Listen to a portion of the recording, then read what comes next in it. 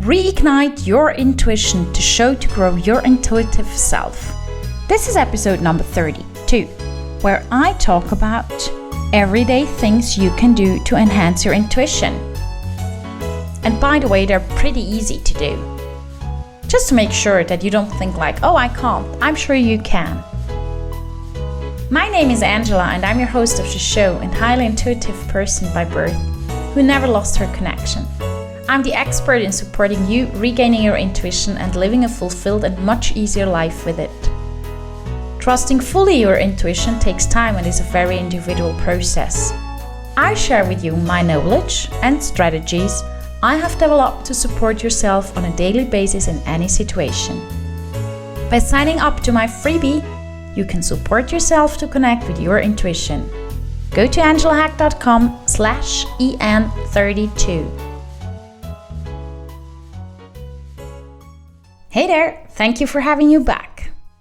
Guess what? Today we have to work. Yes, we do. I will give you 2-3 ideas of things that you can use in your daily life to make sure you are connected to your intuition, to make you feel more connected to your intuition, and in a meeting to make sure that you decide what you really want and not what you think you have to. First of all, check out if you have a little stone or a keychain or something that you can either put in your trousers or in your handbag, or for ladies, in your bra. But in general, don't put it often in your bra. You'd rather put it in your handbag or in your trousers. Why? Because that's programming your brain. When you touch it, it's like, oh, that's the one thing I wanted to have. Cool. So people who know me know that there is one thing I always tell them that they are carrying with them, and they have it available no matter where you are.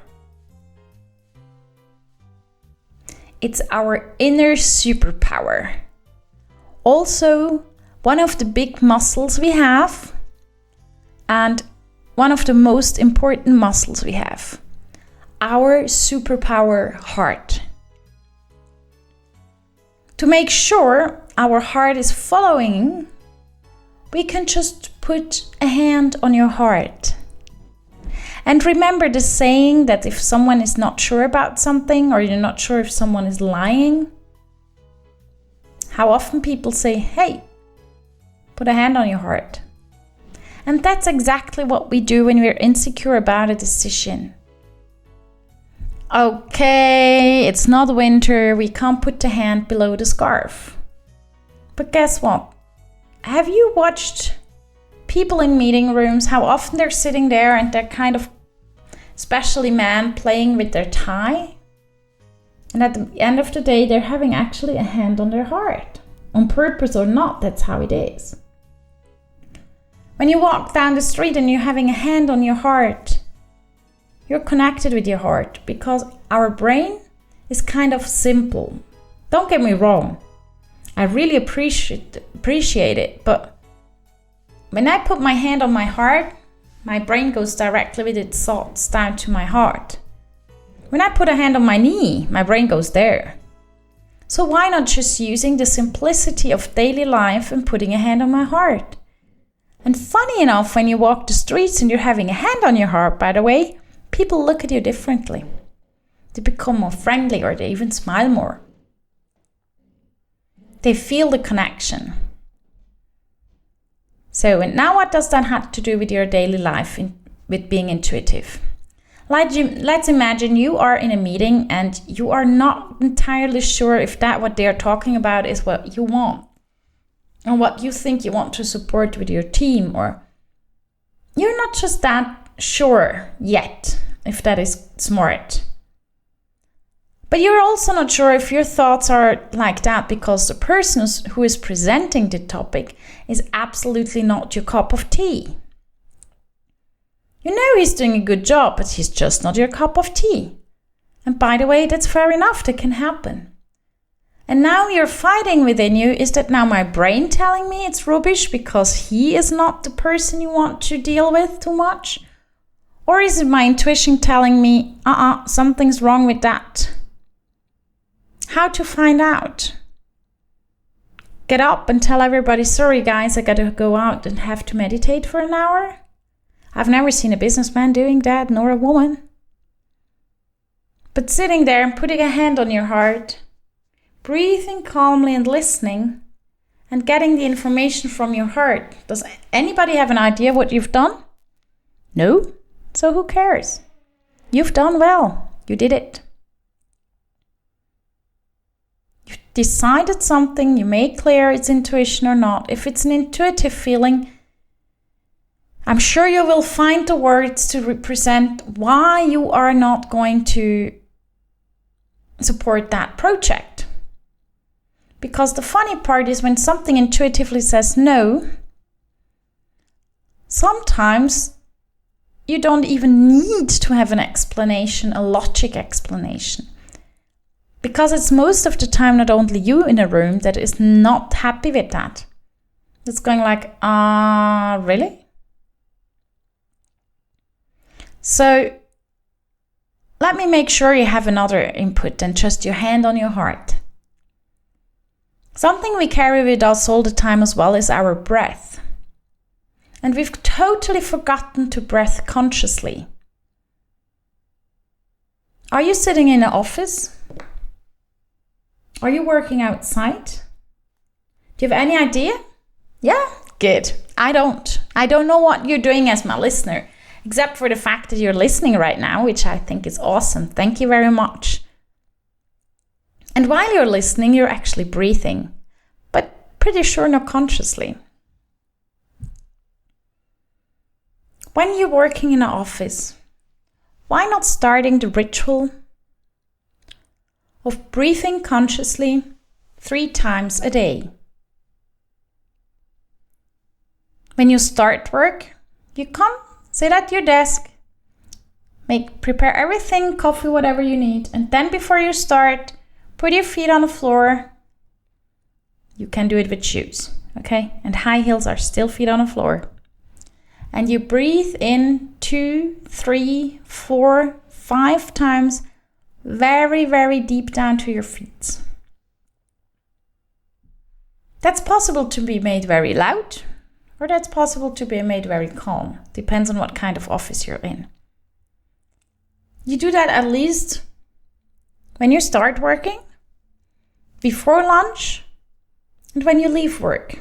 Probably after lunch would be as cool as well, but that's your decision.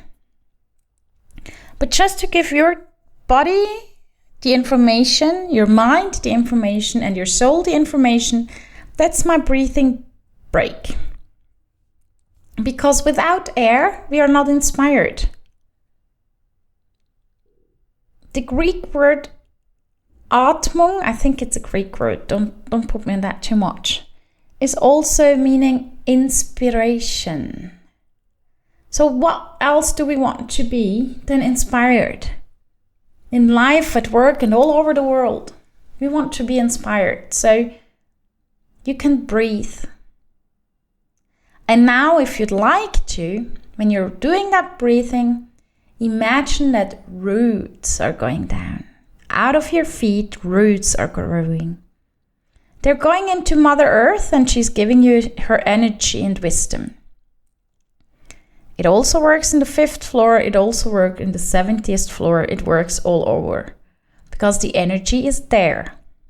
Imagine that roots are going down there. They can be very colorful. They can be just red or green or white or golden or silver, whatever you feel like. And then when you are in a meeting and you have again this discussion within you, is it now because of that person? Is it now because of the topic, or is it my intuition telling me, something's going wrong? Just start to breathe consciously. It doesn't have to be loud. And think of the roots. The moment you think of it, when you've already practiced that, They come and they give you the connection. And that's the connection you need to make sure that you know if it's your intuition or if it's just because. There's a complete different feeling. It might not be clear to you if it's because of the person or the topic, but who cares? When it's out of your mind, that's it. If your mind says no, just because, one of the two things I don't like. If it's from your intuition, then it comes straight clear out why it is. Might be the information that the topic is not ready yet. Get used to find words to explain that time is not right yet. Might be because your intuition tells you that person is telling BS in front of everybody, trying to make a very nice impression to be someone this person is just not. But those details are not as important as the fact to be able to figure between that is my intuition and that is my mind. Not that your mind is wrong, but your intuition is always right. Are you ready for reignition? Yes? Then go to angelahack.com/en32 and sign up for the freebie with the link you find here to make sure that you feel completely connected and trustful to your intuition. Thank you for listening to Reignite Your Intuition. Share your happiness if you like my podcast. And please let friends know how great it is. And don't forget to subscribe so that you can every week make sure to get my newest episode. Have an intuitive day.